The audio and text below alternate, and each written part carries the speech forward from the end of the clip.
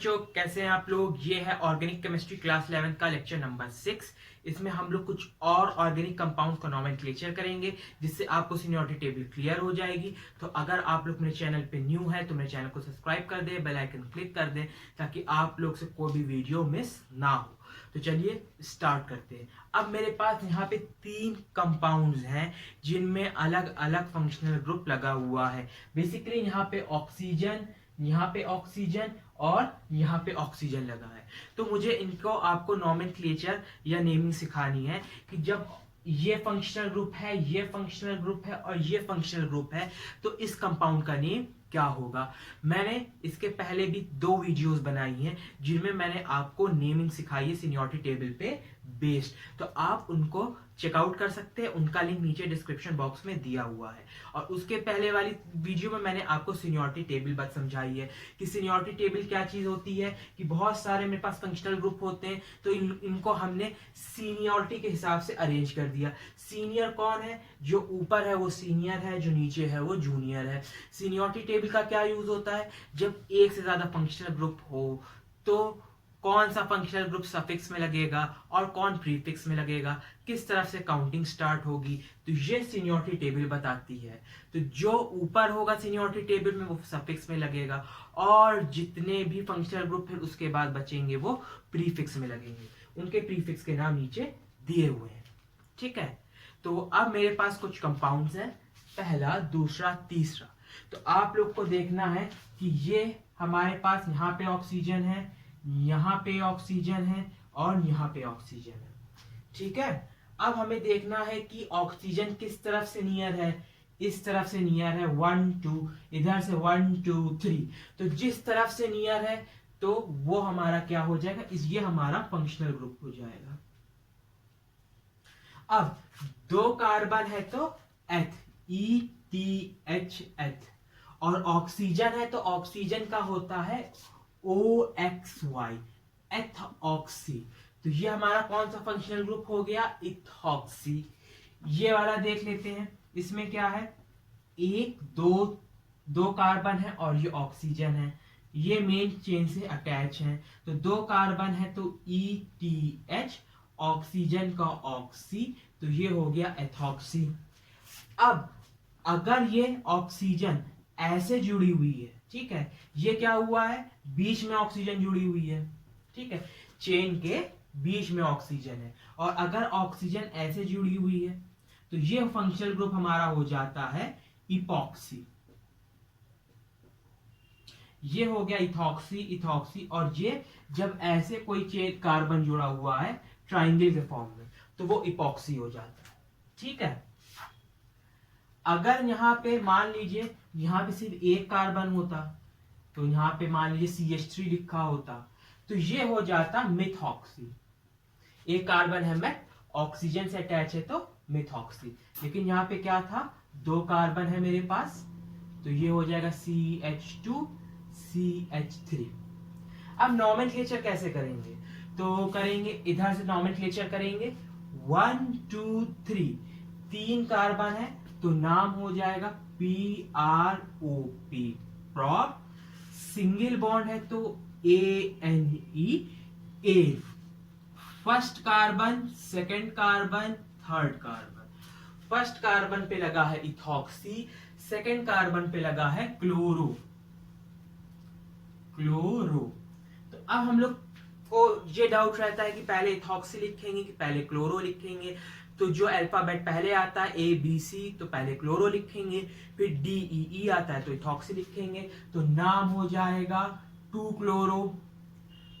Chloro. 1 पे है ethoxy, number और अल्फाबेट के बीच में डैश, और यहाँ हो जाएगा 1 इथॉक्सी प्रोपेन। तो इस कंपाउंड का नाम हो गया 2 क्लोरो 1 इथॉक्सी प्रोपेन। ठीक है, इसका देख लेते हैं। ये हमारा था first compound, second compound, third compound. तो सेकंड कंपाउंड में देख लेते हैं, यहाँ पे लगा है हमारे पास CHO। तो काउंटिंग होगी CHO की तरफ से, क्योंकि CHO क्या है हमारा एल्डिहाइड, और एल्डिहाइड बेसिकली हमारा सीनियर फंक्शनल ग्रुप है एज कंपेयर टू इथॉक्सी। ठीक है, तो यहाँ काउंटिंग किस तरफ से होगी, 1 2 3 4 5 6। 6 है तो hex, HEX hex, 1 2 3। Third carbon पे है डबल बॉन्ड, तो यहाँ पे लिखेंगे 3 ENE, और 1 पे क्या लगा है एल्डिहाइड, तो यहाँ लगेगा 1 अल। अब आपको मुझे ये बताना है, एक और चीज आपको देखनी है, अगर यहाँ पे क्या होता डबल बॉन्ड होता, सॉरी ट्रिपल बॉन्ड, अगर मान लीजिए फॉर एग्जांपल यहाँ पे क्या होता थर्ड पोजीशन पे ट्रिपल बॉन्ड होता, थर्ड कार्बन पे ट्रिपल बॉन्ड होता, तो इसका नाम होता हेक्स 3YN, और YN के बाद क्या होता 1 अल। और अगर यहाँ पे क्या होता सिंगल बॉन्ड होता तो इसका नाम होता हेक्स 3 पे तो लगता नहीं, तो ये हो जाएगा AN 1 अल। तो आपको ये बात ये समझनी है कि अगर ANE ENE YNE, तो AN में E ड्रॉप हो जाता है सिंगल बॉन्ड में, YNE ट्रिपल बॉन्ड में E ड्रॉप हो जाता है, लेकिन ENE यानी डबल बॉन्ड में E ड्रॉप नहीं होता, ये अटैच रहता है।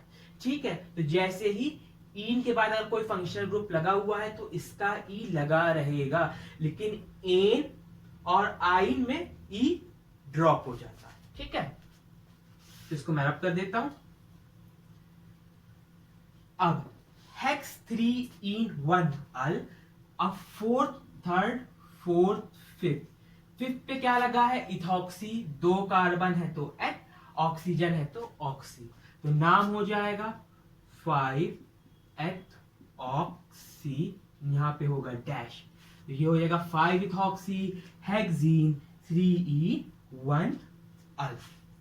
अब जब ऑक्सीजन कार्बन के बीच में अटैच नहीं होता, जब 2 कार्बन से ऐसे बनाता है, तो वो फंक्शनल ग्रुप हमारा कहलाता है इपॉक्सी। ये इपॉक्सी है, ये नाइट्रो है, ये हेलोजन है, और हेलोजन के नीचे होता है एल्किल ग्रुप। ठीक, तो ये क्या हो जाएगा, इधर से देखते हैं, ये कौन सा हमारे पास COBr, ये है एसिल हैलाइड यानी कि ये वाला।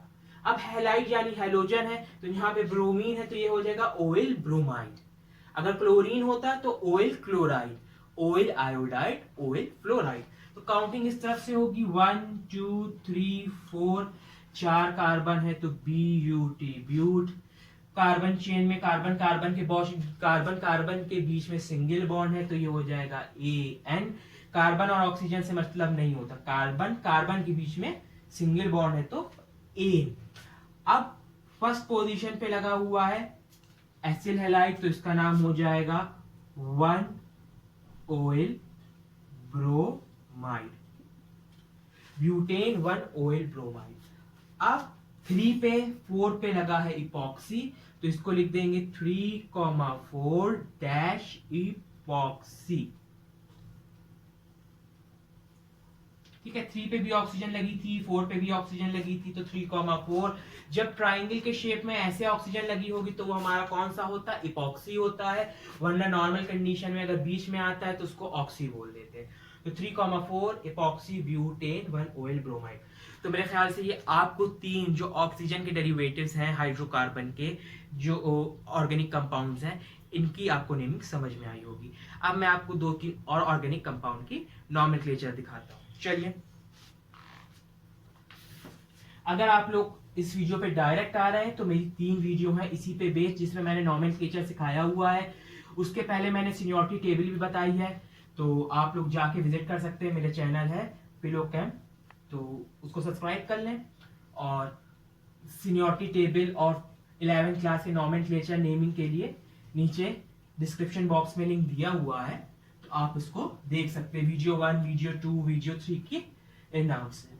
ठीक है, अब मेरे पास कुछ कंपाउंड्स हैं, देखते हैं। ठीक है, यहाँ यहाँ और फिर ये, ठीक, और इसके बाद बनाते चलिए, आसानी होगी बात में।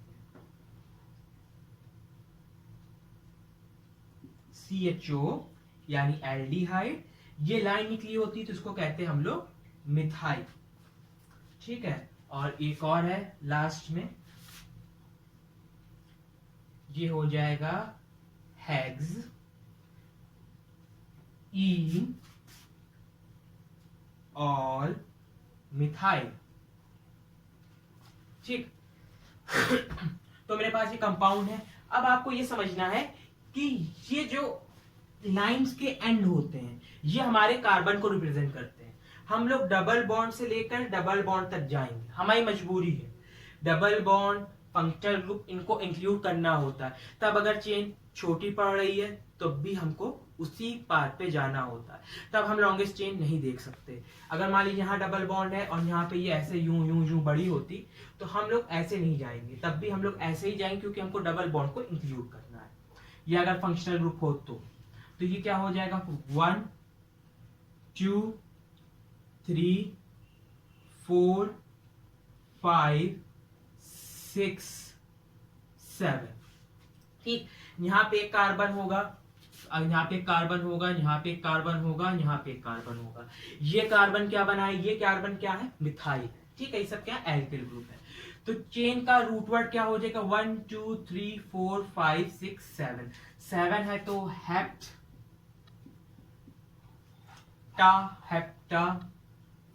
ठीक है, 1,6 तो यहाँ पे डैश 1,6 क्या है, 1,6 पे 1,6 पे है डबल बॉन्ड यानी इन। कितने टाइम्स है, 2 टाइम्स, तो ये हो जाएगा डाई इन। हेप्टा 1,6 डाई इन। अब 2 पे क्या है, मिथाइल, 4 पे है मिथाइल, 6 पे है मिथाइल। तो नाम हो जाएगा 2,4,6 क्या है, मिथाइल है। कितने टाइम्स है, 3 टाइम्स है। तो नाम हो जाएगा TRI tri, METHYL methyl, hepta 1,6 di ene. ठीक है, यहां से देखते हैं काउंटिंग किस तरफ से होगी, फंक्शनल ग्रुप की तरफ से होगी। तो यहां पे अगर पहले से ही C लिखा है तो ये क्या हो गया 1, फिर ये हुआ 2, ये हुआ 3, ये हुआ 4, ये हुआ 5, ये 6, ये 7, ये 8, ये 9 कार्बन है। यहाँ पे क्या लगा होगा, कार्बन होगा। जितने भी एंड्स होंगे वहां पे क्या होगा, कार्बन होगा। और जो मेन चेन में इंक्लूड नहीं हुए वो होते हैं एल्किल ग्रुप। तो ये भी एल्किल ग्रुप, ये भी एल्किल ग्रुप। ठीक है, एक कार्बन है तो वो मिथाइल हो जाएगा। अब 1 2 3 4 5 6 7 8 9 तो नाम हो जाएगा NONA, नोना। 4,6 तो नंबर और अल्फाबेट के बीच में डैश, नंबर और नंबर के बीच में कॉमा। फिर 4,6 पे है डबल बॉन्ड, 2 बार है तो डाई इन। ठीक है, नंबर और अल्फाबेट के बीच में डैश होता है, नंबर और नंबर के बीच में कॉमा होता है। अब फर्स्ट पोजीशन पे लगा है एल्डिहाइड, CHO है तो लगेगा अल। किस कार्बन पे है, 1 पे, तो 1 अल। और यहाँ पे ई ड्रॉप नहीं होगा क्योंकि डबल बॉन्ड में ई ड्रॉप नहीं होता, एन और आइन में ई ड्रॉप होता है। अब 2,3 पे क्या है, मिथाइल। तो ये हो जाएगा 2,3, 2 पे और 3 पे क्या है, मिथाइल। कितने बार, 2 टाइम्स। तो ये हो जाएगा डाई, METHYL।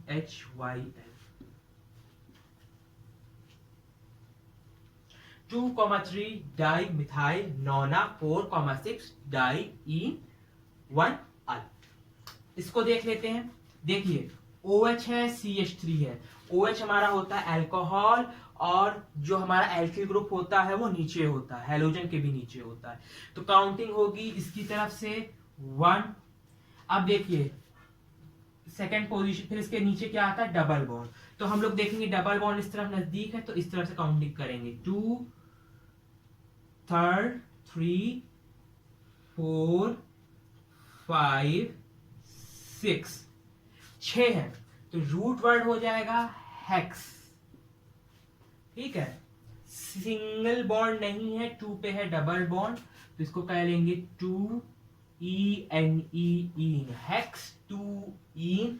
फर्स्ट पे लगा है OH और OH को क्या बोलते हैं, प्रीफिक्स में ऑल बोलते हैं। तो यहाँ पे क्या हो जाएगा, पहले तो क्या है, हेक्स है यानी 6 कार्बन है, साइक्लिक फॉर्म में है यानी कि क्लोज चेन में है, तो क्लोज चेन कंपाउंड को हम लोग बोलते हैं CyClO, cyclo. Cyclo hex 2E1 पे लगा है OH, और OH को बोलते हैं हम लोग ऑल, तो ये हो जाएगा 1 ऑल। अब CH3 भी लगा है किस पोजीशन पे, थर्ड पोजीशन पे, तो ये हो जाएगा 3 मिथाइल METHYL, तो 3 मिथाइल साइक्लो है यानी क्लोज चेन है, तो साइक्लो 6 एंड्स हैं 1 2 3 4 5 6, तो हेक्स सेकंड पे लगा है डबल बॉन्ड, तो उसको बोलेंगे E, और 1 पे है OH, तो all. 3 methyl cyclo hex 2E1 all. ठीक है, तो नेक्स्ट वीडियो में मैं आप लोग को नॉमेनक्लेचर ऑफ हेलोएरीन्स के बारे में आपको पढ़ाऊंगा, और ये जितने भी मेरे पास बेंजीन रिंग से रिलेटेड नॉमेनक्लेचर होंगे बेंजीन रिंग पढ़ाऊंगा, और बेंजीन रिंग से रिलेटेड नॉमेनक्लेचर पढ़ाऊंगा।